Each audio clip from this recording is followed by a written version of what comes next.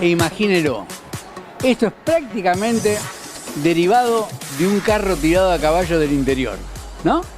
Al cual le colocaron un chasis, le montaron un motor realmente de la primera época, de casi la invención del automóvil, un de John Button, que es una de las marcas, diría, inventora de la movilidad con los automóviles.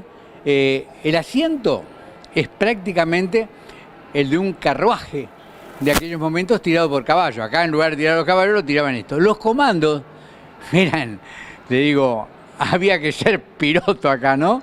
Porque tiene distintas palancas que tienen que ver con el freno, que tienen que ver con el acople. Solamente 2 pedales, ¿no?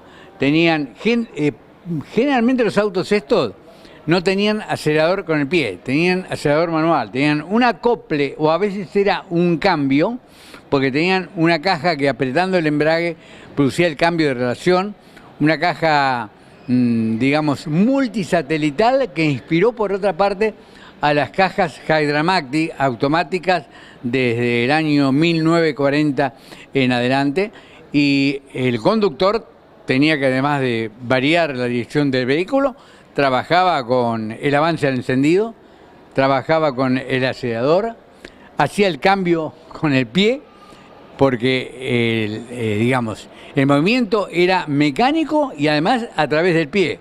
Hoy decimos caja automática, el movimiento es mecánico, pero a través de un sistema automático se producen los desplazamientos.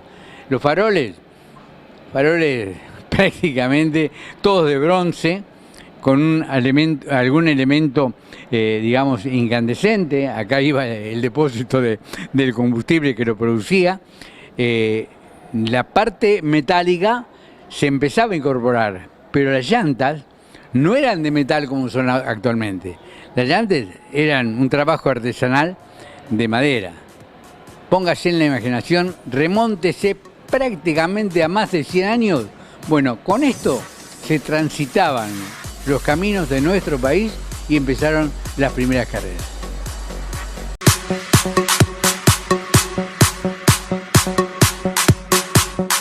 De las viejas cupecitas vino esa época, de las cupés de preguerra, del año 1938 en adelante. Esto debe ser modelo 39, 40, una coupé Ford. Le digo, este era el auto más deseado por la generación de los años 50 hasta el 60. Tenía o tiene una armonía de los 3 volúmenes, es decir, la parte delantera del capot, que aloja un motor V8 en la mayoría de los casos, aunque también hubo algunos 6 cilindros, lo que llamamos el cuerpo central de la carrocería, que es el habitáculo. En aquellos momentos llevaban butacas que cuando usted las ve realmente queda asombrado. A usted le parece imposible que esta butaca, que esta tiene apoyacabeza. He visto la de Dante Emiliosi sin apoyacabeza, es decir, prácticamente la espalda de la butaca a la mitad de la espalda del piloto. Ni que hablar si había un accidente. El tacómetro de tamaña dimensión como el que tiene colocado ahí a la vista, digamos, del piloto que lo conduce. Eran autos que se corrían prácticamente estándar y le recortaban los guardabarros, fundamentalmente para no acumular tierra, ya que las carreras compartían asfalto, tierra, pedregullo, todo tipo de camino de aquellos momentos, y además para poder cambiar bien el tema de los neumáticos, ¿no?, que eran bastante exigidos y se rompían. Este es un auto que nació por diseño de Heriberto Pronero, que lo fue adaptando con distintas versiones Oreste Berta. Esta es la Liebre última, digamos, la Liebre 3. Existió Liebre 1, que era prácticamente un Torino con trompa de buena penetración, Liebre 1,5, Liebre 2, y esta la Liebre 3. Fíjese cómo hay un importante trabajo que tiene que ver con el desplazamiento del aire que actúa sobre los enfriadores para que no intervenga y no complique el de bajo capot, y estaba orientado hacia la parte de arriba. Este auto fue muy exitoso en la época que corría en el turismo de carretera, porque en ese tiempo del año 67 hasta el 72 compartían, digamos, los escenarios los autos DTC, y esto que eran ya casi un prototipo en definitiva, porque no tenían nada que ver con el Torino original. ¿Qué usaban del Torino? La parte mecánica y la base, el piso. El resto era todo un trabajo muy importante que hizo Heriberto Pronero en su momento. Este auto despierta la nostalgia de muchos, porque si tenemos que hablar de un ídolo del automovilismo argentino de comienzos de del siglo XXI y de finales del XX, es Juan María Traverso. Traverso ganó muchísimo. Estos autos es una gran obra de Oreste Berta, porque en aquella época era imposible hablar de un auto de tracción delantera con más de 300 caballos. Y este creo que llegó a tener 320, tracción delantera. O sea, acá estaba localizado prácticamente lo más importante del auto, porque las ruedas delanteras, además de la dirección, establecen la transmisión de potencia. Fíjese, tamaño, pala que tiene en la parte delantera, y tiene que ver con producir una carga que permita de pronto transmitir esta importante potencia. Recuerdo que en aquella época el auto de calle no pasaba de 120 caballos y esto llegó prácticamente a casi triplicarlo, por eso digo que fue una de las obras maestras de Oreste Berta. Si hay constructor prolífero en la República Argentina, el más de todo esto, un hombre que actualmente en su taller hizo los autos réplica para la serie de Netflix que va a tener Ayrton Senna como recordatorio, como una muestra, le digo, hablada, como así también en imagen. Bueno, donde se hizo este auto, este debe ser el primer modelo, Tulieta, nació como un vehículo sport para andar en la calle y terminó siendo un auto de carrera. Los primeros prototipos, motor trasero en la República Argentina, un trabajo de un artesano reconocido por propios extraños, como es Tulio Crespi, que todavía está en su Balcarce querido, hacia donde fue a instalar una fábrica por sugerencia del mismísimo Juan Manuel Fangio. Esta es una versión más moderna dentro de la categoría Sport, una categoría que está renaciendo y que acompaña en estos momentos al TRB6 en los circuitos argentinos, un auto que tiene una gran similitud con los Porsche brillantes que tuvo el Sport Prototipo Internacional, con algo de copia de todo eso, pero con la aplicación de la mano creativa de Tulio Crespi, llegaron a construir. Ve, este deflector no es un alerón, es un deflector, porque el efecto que produce el ala de tratar de apoyar se descarga sobre la carrocería del auto. Entonces no logra generar la carga sobre las ruedas. Así nacieron los primeros deflectores, que se imaginaban alerones. Y después ya sí, para trabajar con el efecto de un ala de avión invertida, están desplazados de la carrocería y ahí sí es un verdadero alerón. Miren si el TC2000 generaba expectativas en algún momento en el interior. Con este auto, en la categoría del NOA, monomarca NOA, es un Volkswagen 1500, un Milky como decíamos actualmente, y es de Héctor Totti Farina, una réplica, no, una restauración del auto de quien es uno de los principales gestores de esta hermosa muestra del museo. Aquí podemos ver, fíjese, esto es un ala, literalmente es un ala de avión. Yo lo pongo al revés, ¿sabe dónde lo ponen al revés? Y lo ponen más chiquito, en Indianápolis, en las 500 millas. ¿Saben para qué? Para que los autos superen los 400 kilómetros por hora. Y nivelar la carga aerodinámica que da a alta velocidad, al trabajar al revés, lo empuja hacia arriba el auto. Bueno, en este caso está para generar carga, pero la carga no la logra porque el efecto del ala descarga sobre la tapa de baúl. Pero como deflector, sí, variando la inclinación, y acá tengo un regulador para que puedan observar, permite mejorar la carga.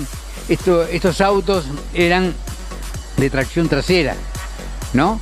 Y de alguna manera tenían un beneficio debido a ello, respecto a la tracción delantera. Un Milky, como decíamos cariñosamente, ¿no? Un Dodge 1500.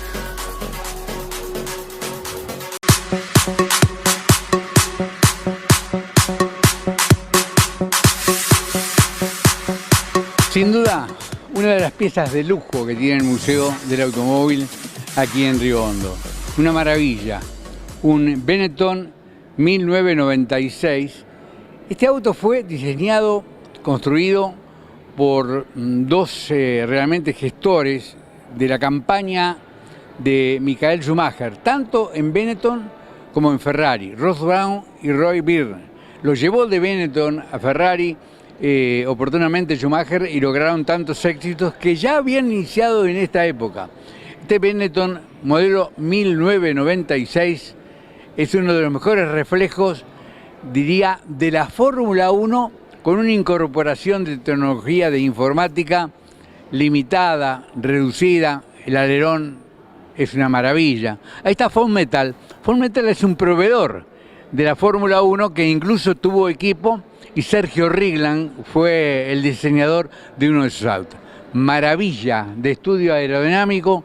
Ya empezaba a existir el CFD, o sea, el diseño de aerodinámico por computación, con la curvatura que generaba el resultado de muchos ensayos de las alas inferiores, ¿no? No son otra cosa que deflectores perfectamente orientados.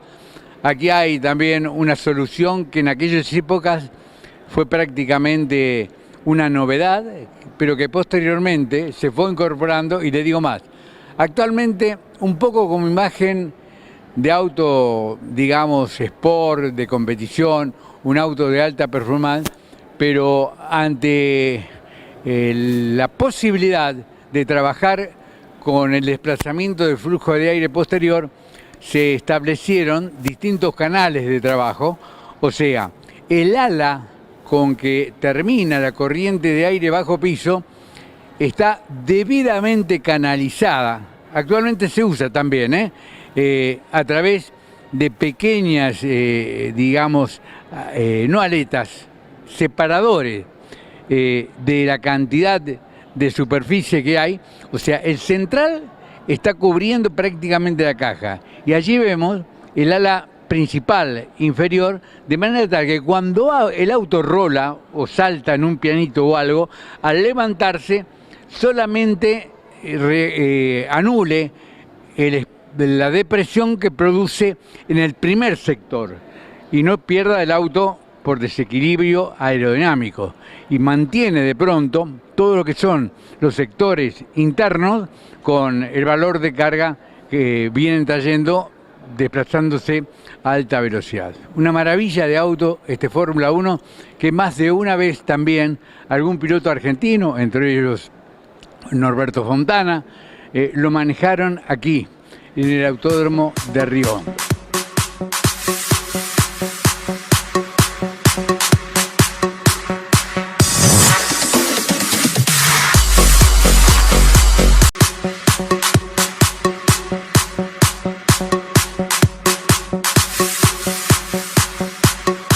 Ahí está Valentino Rossi, una imagen de él. Tiene una hinchada tremenda todavía. Ahora está dedicado a los autos, ¿eh? Bueno, acá empezamos la historia. Nace como bicicleta, es lógico. Bueno, actualmente hay algunas bicicletas motorizadas. Fíjese, motores monocilíndricos, una carburación con trompetas de bronce, un volante para que el motor tuviese un grado de regularidad, ¿no? El tanque de combustible, la transmisión multiplicada, una corona, mejor dicho, un piñón chico mueve una corona ligeramente más grande, y de esa manera logra modificar la fuerza de transmisión. Esto es de pronto una evolución de aquella, pero fíjese que en este caso hay un tensor. Son las primeras correas, digo, porque esta no es una cadena, es una correa con un elemento de alguna manera elástico de caucho entelado. Fíjese qué tamaño de corona, bueno, porque depende de las características del motor. Seguimos con vehículos.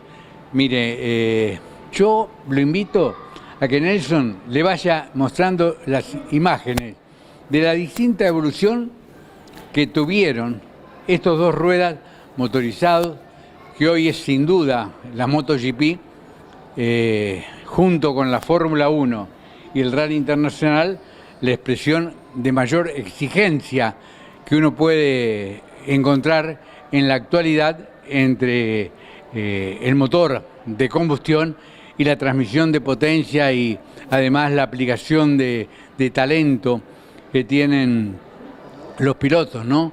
Yo tuve la suerte de conocerlo, no digo intimar, pero sí humanamente tratarlo, a Ángel Nieto, el español ese que fue prácticamente, como Valentino Rossi, uno de los grandes ídolos de los vehículos de dos ruedas.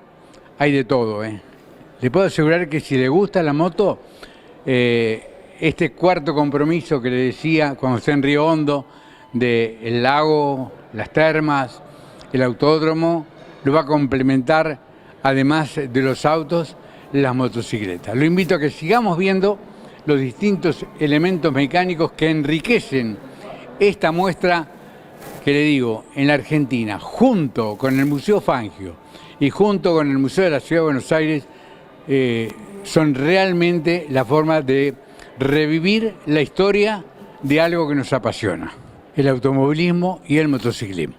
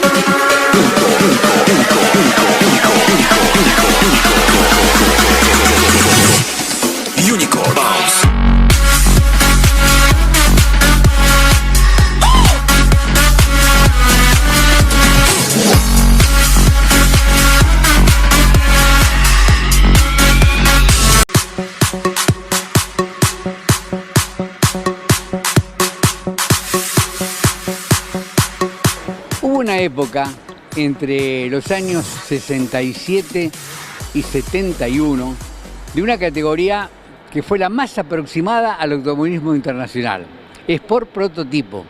El Huayra o Halcón, como sea, según con pequeñas diferencias de peronero, fue la antesala de todo esto. Una categoría que de pronto tuvo que ver con que se terminó, duró muy poco, porque usted construía un auto y a los 3 meses era viejo. Así, realmente, aparecían, digamos, la inspiración, la magia del mecánico constructor argentino. Este vehículo lo utilizó el negro Ángel Rubén Monguzi.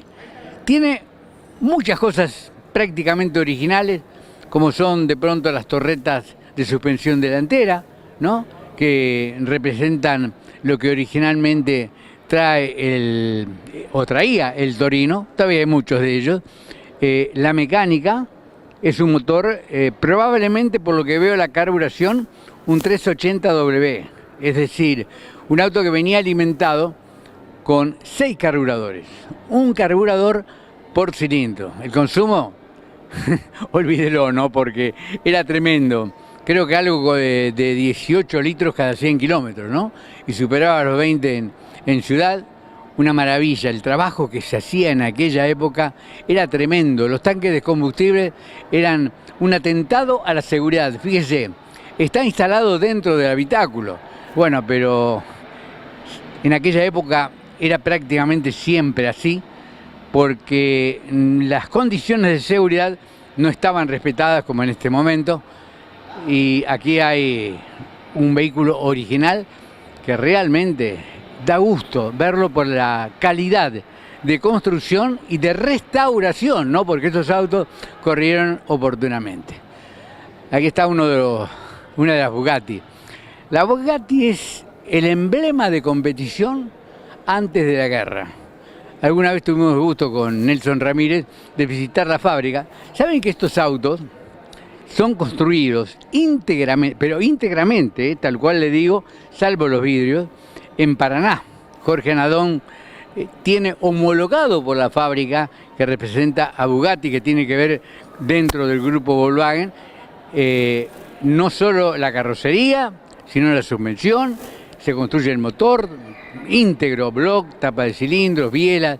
Es una de las artesanías más reconocidas en el mundo, y uno de esos vehículos que generalmente son la estrella de las competencias de autos clásicos en Europa está aquí, en Río Hondo. Nos seguimos desplazando. Este es otro auto clásico de la vieja época del Sport prototipo internacional. Le quiero decir que en aquel momento estos autos que tienen que ver con mediados a finales de la década del 50, derivaron después en una categoría muy pero muy importante. El Sport prototipo en su momento era tan importante como la Fórmula 1. Fíjese el tratamiento aerodinámico que tenían. En aquellos momentos no existían las fibras plásticas, era todo metal, y este era un metal realmente liviano, ¿no? Está hecho de aluminio, de buen espesor, por una cuestión de estructura, de resistencia a la torsión, para que pudiesen trabajar bien las suspensiones, ¿no? Y salvo una época posterior, eran biplaza. Llegaron a correr también en Europa con acompañantes, y después quedaron con un monocomando nada más, tapado prácticamente por razones aerodinámicas la zona de acompañante, y siguieron compitiendo hasta prácticamente después de la década del 70.